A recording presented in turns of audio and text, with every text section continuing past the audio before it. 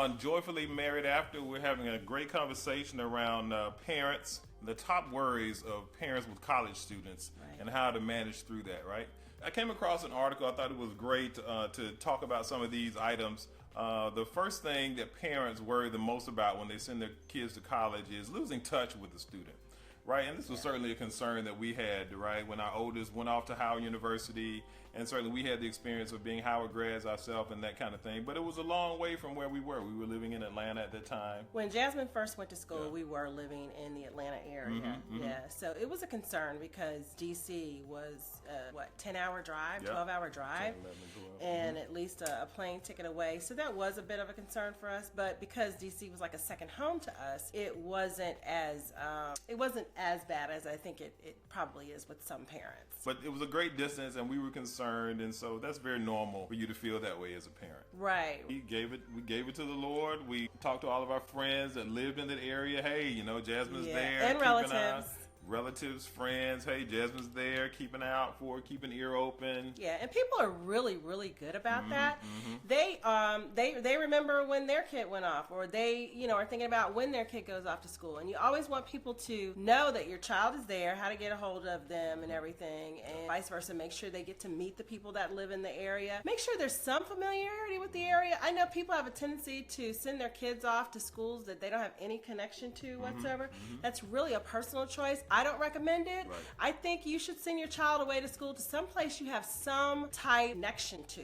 Either you used to live there, your parents used to live there, your grandparents lived, somebody lives there. So it's important to go ahead and make sure that there's some type of familiarity with that area. Either the child has familiarity with it or you do. So I think that's important when they go off. Yeah, and I think that if you're going somewhere where you don't have that connection, right, you have maybe kids that have college scholarships, and they're going maybe to areas that you haven't been to. Right. And so that's where you sort of lean on the coaching staff a little bit, lean on the administration to sort of keep that line of adult communication open with you and to look out for your kids. They're not really obligated to give you any information about your child. Your child is they're an adult now. So when they go off to school and they're a certain distance away from you, keep in mind, they don't have to share anything with you. They don't have to tell you anything about your child. They don't have to go look for your child if your child hasn't called you in a few days. So I think it's important to know the location that the child is in, and if you're familiar with it or not, if you can get there quick enough. So there's some rules that we give her too. You've got to call home by 9 p.m. every Sunday night. I don't care what you're doing. I don't care if you're at a party. I don't care if you're whatever. You need to pick up the phone and you need to FaceTime. Let me see your eyes. I need to see your eyes. I need to put my eyes on you. See what you look like right now on Sunday night at 9 p.m. And if she doesn't call, I'll send her a nice little reminder text the next day, and I'll say, it's always loving. And I'll say, hey, what happened? Where are you? Oh, I'm sorry, Mommy. And she'll make sure she catches up with me. All right, let's move to number 2, forging a new parent-child relationship. Yeah, that's a tough one because they're no longer under your roof anymore. Like, well, I'm paying the bills, I'm sending the money, I'm sending the allowance every week, or even if you're not, it's a different relationship. It's one that you have to learn how to build trust and build an understanding that they're growing into an adulthood now and that they are going to do some things, they're going to make some mistakes. So I think whenever you talk to them, you want to talk to them from not so much a friend point of view, but one that I am keeping tabs on you. Right. And I do know what it's like to be in college because I was there once myself. Not too long ago. And I know exactly what you're doing. And don't have too much fun. There you go, which dovetails very nicely into number 3, the perils of drugs and alcohol and poor judgment. Do not get it twisted, guys. It's rampant on our college campuses these days. It is pressure to drink, pressure to smoke. I think one pressure for sex. You go in the dorms now and they have bins full of condoms for just the kids just to grab. And I guess that's good. There's condoms, but it's like a reminder that, there is sex happening. And I'm leaving my child here where there's sex happening here. And I'm leaving my child here where there's drugs happening here and alcohol happening here.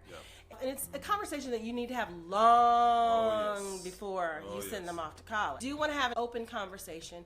You do want to let them know to have that door open if they're doing these things. That's what. And so we had these in-depth conversations with our children before school, but certainly when they're young adults and they're in these environments, sometimes they're going to experience these things for themselves. My suggestion is ask the question. Right.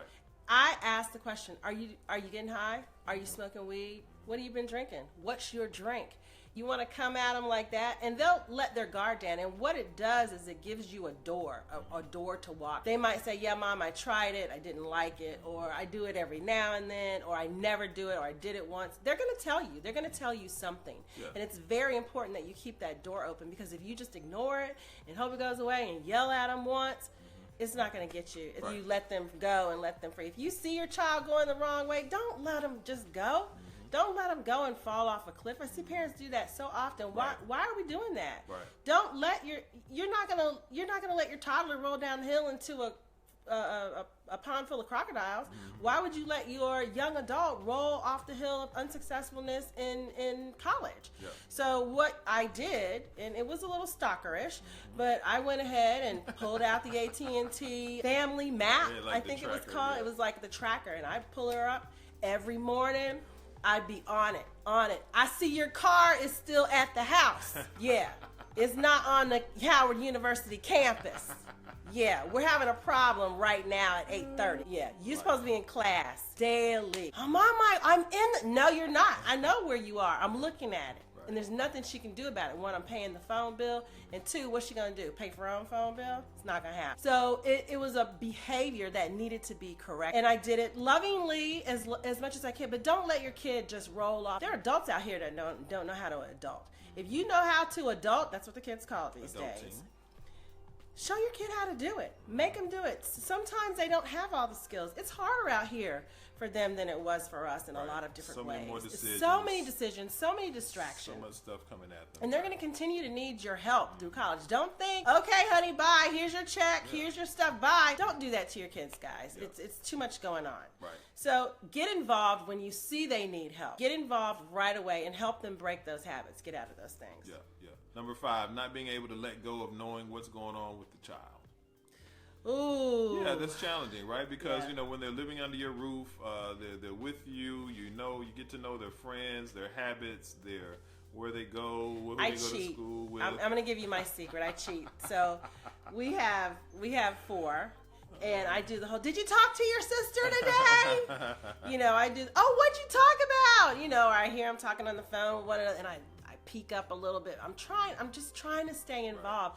I'm not a helicopter mom. I'm not that hover parent. I just want to make sure they're okay. Yeah. Because I need to know. I need to know what's going on with you because you are still my child. Yeah. And I don't want them to feel like just because you're on a new phase of your life that you no longer are involved in this life here with our family. Yeah. So it's important that you adjust. It's an adjustment. Right? Yep. How do you adjust here? Yeah. You have to sort of release the concern about it because it's difficult, right? So I think it's another way when you're contemplating your spiritual engagement, right? And so you have to understand that you have to let life happen, and you have to trust that all the work that you've done as a parent for those first 18, 19 years are going to take hold. So Heath is really cool about this. I'm sincerely asking him the question, how does he do it? Because I don't know how he does it. I just told you. He just, it's going to be fine. All right, let's go on to number 6, the student safety in an unfamiliar environment. Yeah, that's very important. I think a lot of campuses these days, they give you the connection but there's an alert that goes out that lets you know right away through a text if anything is going on campus. Right, and make sure you sign up for that. Absolutely. Make sure you get that information and make sure they have your number so that if anything happens on campus, you're alerted immediately. And it's not like you can do anything about it, but it does help that if you talk to your student later on that day or later on that week, you can have a discussion about it. Right. And then once you have that discussion, they can tell you, oh yeah, let me tell you what happened. Right. And then they'll tell you what they did. And then that gives you an indication that they're paying attention, that they're paying attention to what's going on campus, and that they're making the right decisions on campus. And then that goes back to the previous notion of you letting go even more. Yeah. Number 7, changes in the family dynamic due to the student's departure. That's a big one for us.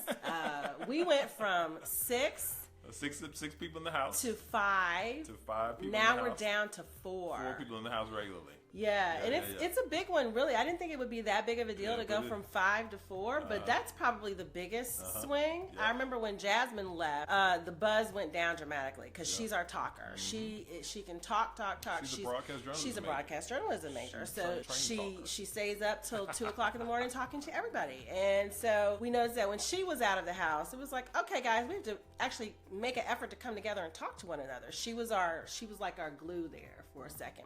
So we adjusted to that. So now that Addison's gone, we don't have the song and the singing in the house anymore. Yeah, so both the girls are gone, and now we just have guys in the Right, house. now it's just all guys. I'm by myself with guys now. So much more quiet. It's weird for me because I don't hear anything. If I'm in my room studying or something like that, I hear nothing in the house if I'm not with the guys. And so there's going to be an adjustment for that too. With people that are empty nesting, I can't imagine what that's like. What I would suggest is that you actually make some different plans for yourself, and because your life is going to change dramatically once your student is off at college. Yeah, and then talk a little bit about when they're home, right? So right now Addison's home, when the kid come home for break, how the dynamic and the energy in the house all of a sudden is different than it has been. Yeah, it's fun for a couple of days.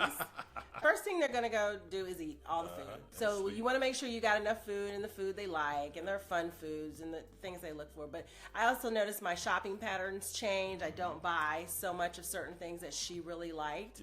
And so things like that definitely change. When they come home, it's more of a festive, fun atmosphere for a few days.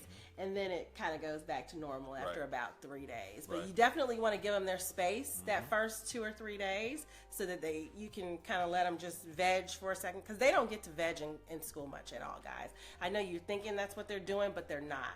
They're crushing it. They're crushing it. They're doing something every day, all night. And then they're trying to have fun in between. So when they come home, they really want to just sleep. And so let them do that. Let them know that when they come home, it's a safety place. It's a place of safety. So number 8 was not being able to deal with tuition and the expenses of college. The pressure. If they're on full scholarship, partial scholarship, no scholarship, your children are away from home. You want to care for them, and you want their well-being to be in order. And so, you have to be reminded of your own budget, your own budgetary situations in your household. And you need to adjust if you need to. Yeah. You want to keep in mind your current lifestyle and if that can continue with a child in college. Even if that child is on full scholarship, full ride, they're still going to need other things. Make adjustments. I think in the next 3 years, we're going to have 3. There's nothing wrong with making adjustments. It's a sacrifice for your child, but in reality, so you have to make real decisions, real life decisions when your child comes to this place of, yes, I'm going to go to college, and yes, I'm going to spend all this extra money, and this is what I'm going to do within the family. If you're not involved in that with your child, then you can, of course, make different decisions. But for the most part, you do want to attack the fact that, yes, this is an added expense. There's no joke around that whatsoever. It is a significant added expense. Don't say, I'm going to figure it out, I'm going to come up with it. No, figure it out and then make adjustments, and then you'll be fine. It's still going to be sticky along the way. And don't ignore the bills, guys. And pick up the phone. Call people at the school. Say, hey, this is what I'm going through right now, and I don't have it. What are our options? And they will tell you. There's nothing wrong with your child sitting out a year and working somewhere, saving some money, putting some skin in the game. Don't think this is like something you have to do. It's a very personal decision. It is. And some parents take the approach of that you have to do that from the beginning. Right? Yeah, some parents go, you want to go to college? No problem. I raised you to 18, and now you do your thing, right? So it's military, it's college. You're responsible for whatever happens in your adult life. Right. Some parents take that approach. Those were the top concerns that parents have. We want to thank you so much for joining us. Remember to connect to God, connect to family, connect to your spouse or your significant other. We love you and take care. Don't forget to share it out, subscribe. All right, guys.